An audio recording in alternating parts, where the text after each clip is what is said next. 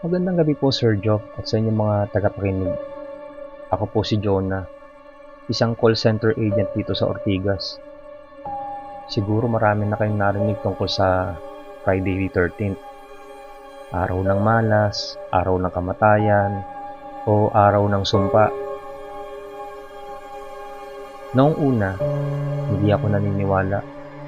Para sa akin, pamahiin lang yon na gawa-gawa para takutin ang mga bata. Pero ngayon nagsusulat ko ito, nanginginig ang mga kamay ko. Dahil sa aking karanasan, masasabi ko na totoo ang sumpa ng Friday the 13th. Nangyari ito nung nakaraang taon. Sa mismong petsa ng Friday the 13th, graveyard shift ako noon. Alas 10 ng gabi hanggang alas 7 ng umaga. Normal naman lahat. Tahimik lang ang opisina. Pero bandang alas 12 ng gabi, biglang nag-brown out ang buong floor. Walang ilaw, walang internet, walang aircon. Nagsigawan ng iba kong ka-teammates, pero agad din silang tumigil nang bumukas ang emergency light. Pulang ilaw na kumikislap-kislap sa hallway. Habang naghihintay kami ng kuryente, may narinig akong pabulong na usapan mula sa senior agents. Naalala nyo ba? Dito rin namatay si Rika noong Friday the 13th. Shhh! Baka marinig ka ng mga bago. Baka matakot. Napatigil ako. Sino si Rika? At bakit nila binabanggit ang Friday the 13th? Hindi ko na sana iisipin yon. Pero habang tumatagal ang gabi, mas lalo akong nababalisa. Kasi pakiramdam ko, may nakatingin sa amin mula sa madilim na kanto ng opisina. Kinabukasan, matapos ang shift, nagtanong-tanong ako tungkol kay Rika. Ayon sa isa kong office mate, si Rika daw ay isang dating agent na na-assign din sa graveyard shift. Noong mismong Friday the 13th, natagpuan daw siyang patay sa CR ng opisina. Nakalublob ang mukha sa lababo, punong-puno ng tubig, kahit walang laman ng tangke. Ang sabi ng iba, nagpakamatay. Pero ang sabi ng mga matagal na ron, may sumundo sa kanya. Simula noon, tuwing may Friday the 13th na papatak sa graveyard shift, lagi raw may kakaibang nangyayari. May nakakarinig ng iyak sa CR, may nakakakita ng babae sa salamin, o may mararamdamang mabigat na presensya sa floor. At sa gabing yon, ako ang nakaramdam ng lahat ng yon. Pagbalik ko sa opisina kinagabihan, pinilit kong itaboy ang kaba ko. Pero habang tumatagal, lumalakas ang pakiramdam kong may kakaiba. Alas 12 ng gabi, muli na naman nag-brown out. At habang nasa ilalim kami ng pulang emergency light, napansin kong mag-isa akong naiwan sa station. Luminga ako sa paligid. Wala na mga ka-teammates ko. Pero sigurado akong hindi pa tapos ang shift. Nasa CR daw sila? O baka sa pantry? Tumayo ako para hanapin sila. Pagdating ko sa hallway papuntang CR, biglang bumukas ang ilaw. At sa dulo, nakita ko siya. Isang babaeng basa ang buhok. Nakaputing blouse. Nakatalikod sa akin. Miss, okay ka lang? Mahina akong tanong. Dahan-dahan siyang humarap. At nang mag-cross ang mga mata namin, halos matumba ako sa takot. Kasi wala siyang muka. Blanko lang. Parang nilinis ng goma ang lahat ng detalye. Napalakas ang sigaw ko. Nagsara ang mga ilaw. Pagdilat ko, nasa station na ulit ako. At naroon na rin ang mga office mates ko. Nagtatawanan. Parang walang nangyari. Uy, Jonah, okay ka lang? Parang nakakita ka ng multo ah. Biro nila. Hindi ko masabi. Pero alam kong hindi lang imahinasyon yun. Totoo ang nakita ko. Habang lumilipas ang mga araw, mas lalo akong ginugulo ng alaala ng babaeng yon. Tuwing pipikit ako, nakikita ko ang kanyang mukhang wala namang mukha. Tuwing nasa CR ako, pakiramdam ko'y may nakatingin sa akin mula sa salamin. At dumating muli ang isa pang Friday the 13th. Nagdasal ako na sana hindi ako ma-assign ng graveyard. Pero malas, ako na naman ang napili. Alas 12 ng gabi, tulad ng dati, nag-brown out. Pero ngayon, wala na ring emergency light. Dilim na dilim ang buong floor. Habang nakaupo ako sa station, narinig ko ang pagpatak ng tubig. Tulo ng tulo. Galing sa CR. Wala sigurong nakasara ng faucet. Bulong ko sa sarili. Pero habang lumalapit ako, mas lumalakas ang tunog. At pagpasok ko sa CR, nanlaki ang mga mata ko. Punong-puno ng tubig ang sahig. At sa gitna, nakalublob ang isang babae. Parehong-pareho kay Rika. Pilit na itinatapat ang ulo sa lababo na wala namang tubig. Napasigaw ako. Pero bago ako makatakbo, bigla siyang tumingin sa akin. At ngayon, may mukha na siya. Mukha ko. Ako ang nakita kong nalunod. Nagising ako sa klinik ng opisina. Sabi ng HR, nawalan daw ako ng malay habang nasa CR. Pero hindi ko makakalimutan ang nakita ko. Simula noon, tuwing sasapit ang Friday the 13th, naglalaho ako sa opisina bago mag alas 12. Ayokong manatili doon dahil alam kong kung babalik ako, baka ako na ang susunod. At tuwing makakita ako ng pulang ilaw o makakarinig ng patak ng tubig, bumabalik lahat sa alaala. Ngayon, Sir Joe, natututunan ko na may mga araw at petsang hindi dapat binabaliwala. Baka para sa iba, pamahiin lang. Pero para sa akin, isa itong babala.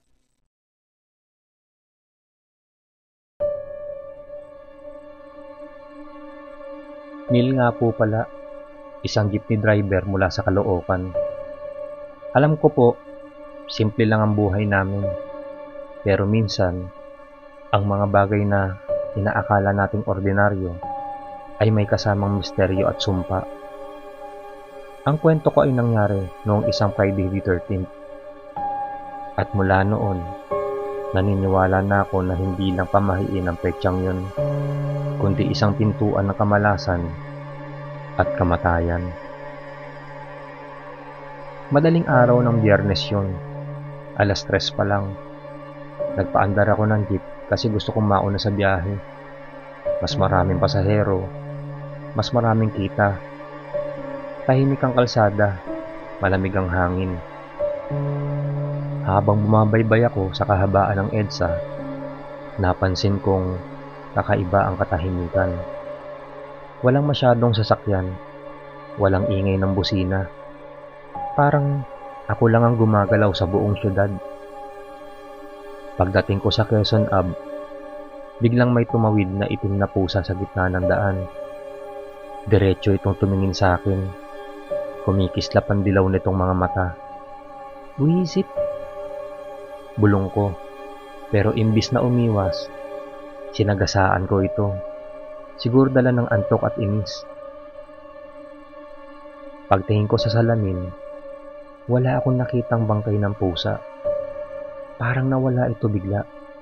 At doon nagsimula ang kamalasan ko.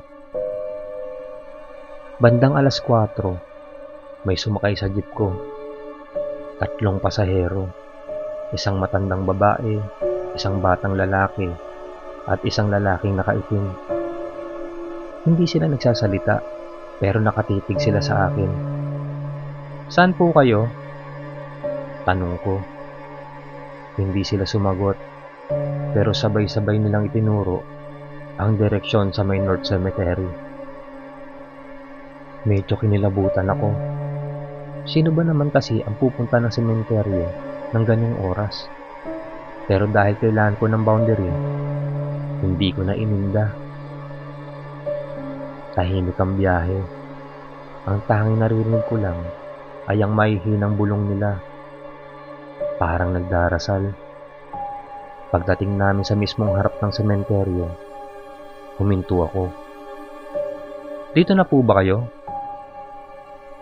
Sabay-sabay silang tumingin sa akin at doon ko nakita wala silang mga mata. Itim na butas lang ang mga yun. Napatili ako at napapreno ng malakas. Pagmulat ko, wala na sila. Ako lang mag-isa sa jeep. Pero ang mga upuan, basahan ng putik. Parang may mga umupo nga talaga. Akala ko, tapos na ang kababalaghan. Pero habang nagpapatuloy ako, napansin kong umiikot lang ako sa parehong kalsada. Kaliwa ako ng kaliwa, kanan ako ng kanan. Pero laging-lagi akong bumabalik sa North Cemetery. At sa bawat ikot ko, lumalakas ang ulan. Lumulubog ang gulong ng jeep sa baha. At muli na namang sumulpot ang 3 pasahero. Paulit-ulit, para ako nasa bangungot ng walang katapusan. Sa ikatlong balik ko, narinig ko ang boses ng matandang babae. Mahina pero malinaw. Hindi ka humingi ng paumanhin. Ngayon, ikaw ang sisingilin. Noon ko naalala ang pusa at ang kasabihang bawal manakit o manakit ng hayop sa Friday the 13th dahil baka hindi hayop ang tunay na anyo nito. Habang pilit akong lumalabas sa kalsadang yun, biglang lumitaw sa gitna ng daan ang itim na pusa na nasagasaan ko kanina. Pero ngayon, malaki na siya. Higit kasing laki ng tao. Nakaangat ang likod at kumikislap ang mga mata. Ang ngipin niya, mahaba at matutulis. Parang pangil ng halimaw. Napalakas ang preno ko. Halos tumilapon ako sa manibela. Pero nang dumilat ako, wala na ulit ang pusa. Sa halip, naroon na naman ang 3 pasahero. Nakaupo sa likod, sabay-sabay na nakangiti. At ang mga ngiti nila, punong-puno ng dugo.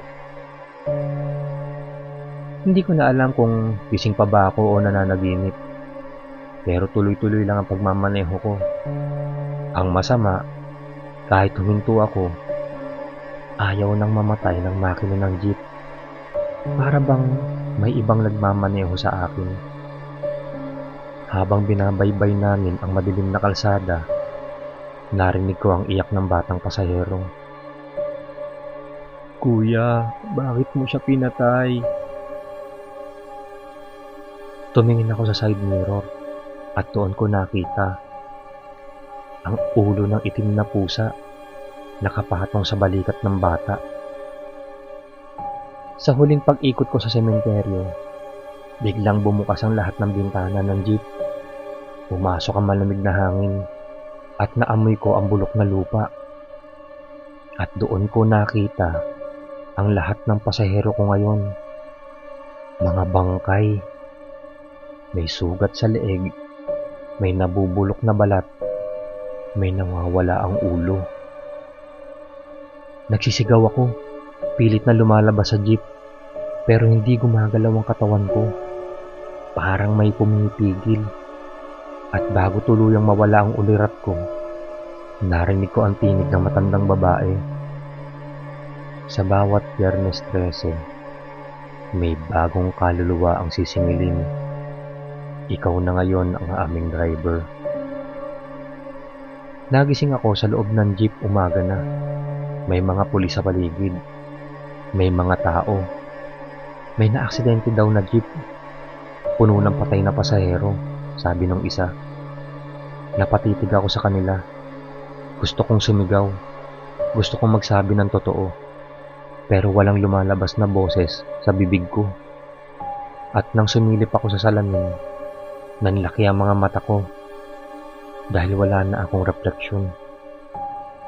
Sir Joe, mula nung araw na yon, parang nakulong ako sa sumpa. Bawat Friday the 13th, napapanaginipan ko ulit ang parehong biyahe. Minsan, nagigising ako na nasa loob pa rin ng jeep. Puno ng pasaherong bangkay. Nakatingin sila lahat sa akin. Hindi ko alam kung hanggang kailan ko kakayanin. Pero isang bagay ang natutunan ko. Huwag kang basta-basta mang-abuso ng hayop. Lalo na kung Friday the 13th. Dahil baka hindi lang sila ordinaryong nilalang.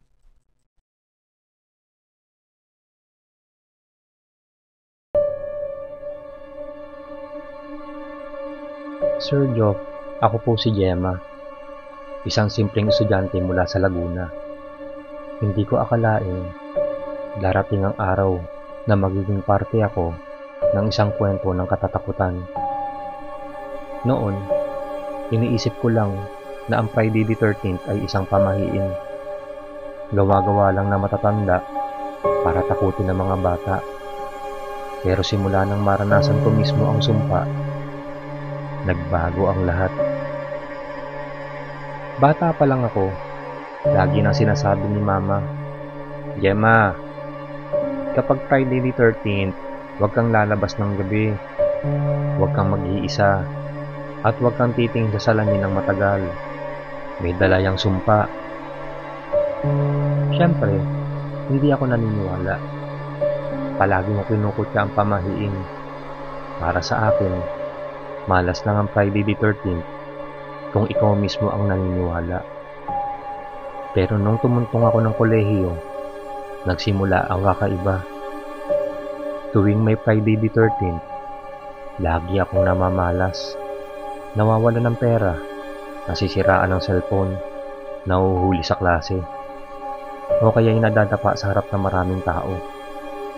Hanggang sa dumating ang petsang hindi ko makakalimutan. Friday the 13th ng buwan ng Setyembre. Gabi na nun, kakauwi ko lang galing eskwela. Mag-isa lang ako sa bahay dahil may overtime si Mama. Habang nag-aaral ako sa lamesa, biglang namatay ang ilaw. Madilim ang buong paligid.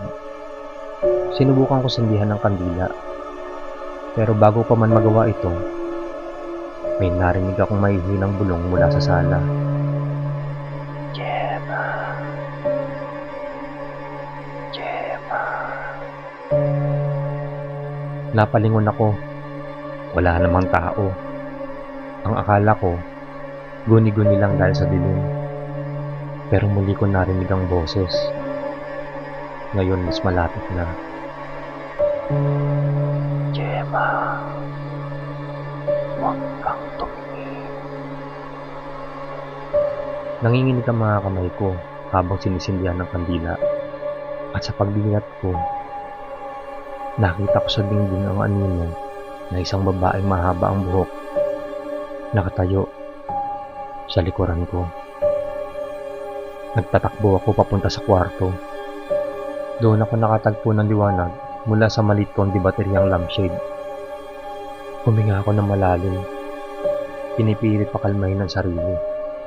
Ngunit habang nakaupo ako, napatingin ako sa salamin sa cabinet. Doon ko siya nakita. Ang refleksyon ng babaeng nasa likod ko kanina. Maputla, duguan ang mga mata, at nakangisi ng malapad. Bigla itong nagsalita. Ngayon, alam mo na kung bakit malas ang Biyernes 13. Dugo ang kapalit. Dugo mula sa pamilya mo. Nabitawan ko ang kandila.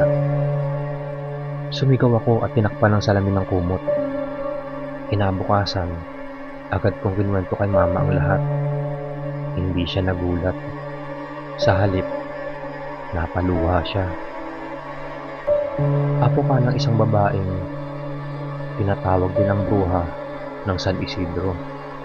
Sabi niya, ang lola mo, si Doña Rosalina, sinasabing tuwing Biyernes 13, dinadayo siya ng mga kaluluwang hindi matahimik. At nang mamatay siya, ipinasa niya ang sumpa sa kanyang dugo sa atin. Nanlamig ako. Hindi ko alam na may ganoong kasaysayan ng pamilya namin. Hindi totoo yan, Ma. Pilit kong sagot. Pero nakatingin lang siya sa akin. Umiiyak. Gemma, ikaw na ang susunod. Dumating ang susunod na Friday the 13th, buwan ng Disyembre. Ginawa ko ang lahat para umiwas. Hindi ako lumabas. Hindi ako tumingin sa salamin. At natulog ako ng maaga. Pero alas 12 ng gabi, nagising ako sa ingay ng mga kuko na kumakalmot sa pinto ng kwarto. Kasunod nun, marahang tinig. Gemma, buksan mo. Dugo ang kailangan. Niyakap ko ang unan. Pinikit ang mata. Nagdasal ng paulit-ulit. Pero biglang bumukas ang pinto. At doon pumasok ang anino ng babae. Nakalutang. Walang mata.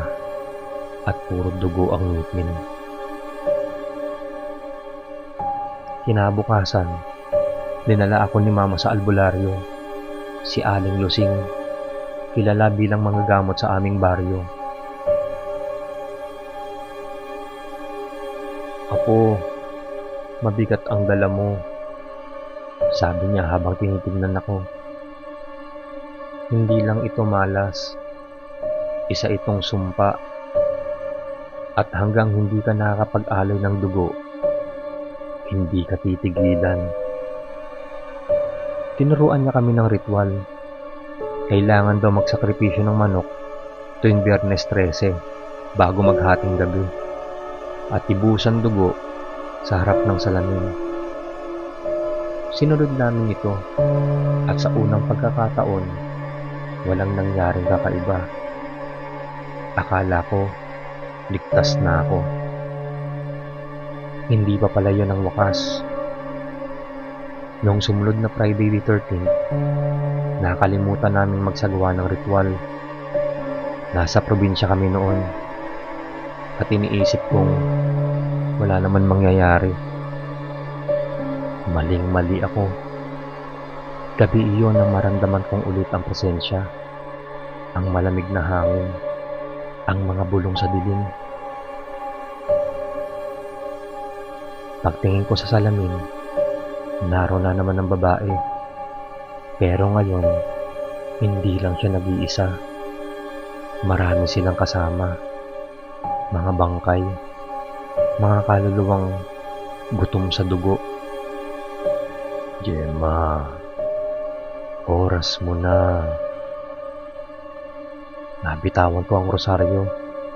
Tumakbo ako palabas ng bahay, sumisigaw. Pero saan man ako magpunta, sinusundan nila ako. Sa huli, napagtanto ko ang aral. Hindi lahat ng pamahiin ay katang-isip. Ang Friday the 13th ay hindi simpleng araw ng malas. Isa itong pintuan. At ang mga kagaya ko na may lahing nakatali sa sumpa, kami ang binubuksan ng pintuang yun. Hanggang ngayon, Sir Joe, tuwing dumarating ang petsang yun, hindi ako mapakali. Laging may kaluskos, laging may bulong, laging may aninong nakatingin sa akin mula sa salamin. At alam ko, balang araw, hindi na ako makakatakas.